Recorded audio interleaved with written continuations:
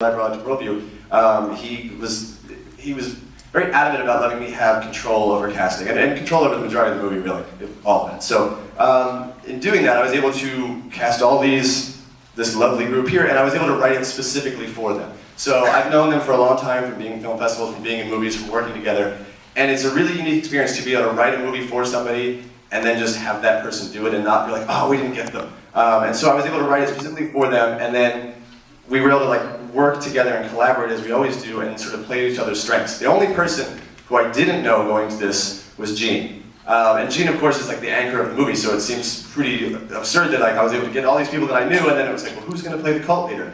And the funny story about Gene is the way that I discovered Gene is I was freaking out trying to think who to cast, and I was watching an episode of Louis C.K.'s show.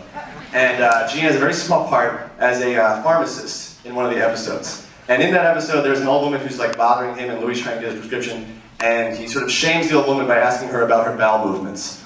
And I thought, that guy is great, and that guy could be perfect. And then we tracked him down, and he did an audition, and the moment I finished watching the audition, I called him and was like, we were done. And the last little story I'll tell you that, I'm sure there'll be more, is that the big interview scene, which is actually twice as long in the script, I remember we were setting up for that scene that was 12 pages that day, which is if you're making a movie no one wants to shoot 12 pages and the Bond companies freak out and it's not possible, it can't be done.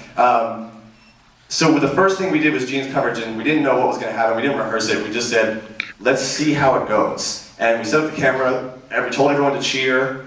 Gene comes in, they all cheer, Gene did what he did, came in, sat down, 17-minute takes and didn't drop a line. And we finished early then.